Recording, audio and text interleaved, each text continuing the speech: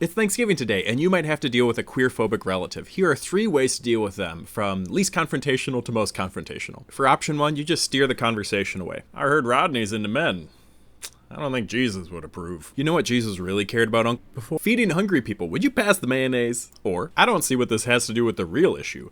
How did Aunt Myrtle make this stuffing so delicious? Sometimes this doesn't work, so you have to go with option 2, which is engaging. There's lots of ways to do this. I tend to cite the Bible because most American Christians hold the Bible in high regard. Rodney, you need to know that God doesn't approve of your lifestyle. In Acts 8, St. Philip welcomed and baptized a eunuch, and eunuchs weren't allowed into the temple because of their sexual identity. I think maybe we have something to learn from St. Philip. Or, in Matthew 25, Jesus says we should treat each person as if they are Christ. Do you think that you're treating Rodney in the way you would treat Jesus? Finally, we have option 3, which is scorched earth. I don't recommend this. The way you're living, Rodney, it's sinful. You know what I'm talking about. Say, Ryan, have you sold all your possessions and given them to the poor like Jesus says in Luke 12:33? It seems like you're looking for specks in other people's eyes while there's a log in yours, which Jesus warns us not to do in Matthew. Or, you know, Ryan, Jesus says, do not judge and you will not be judged. Do not condemn and you will not be condemned. Forgive and you will be forgiven. Give and it will be given to you.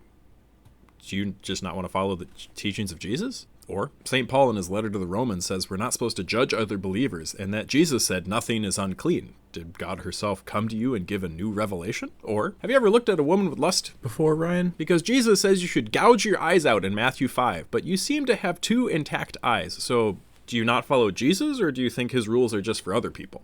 Again, I urge caution. I'd love to know if any of these are any help. God bless.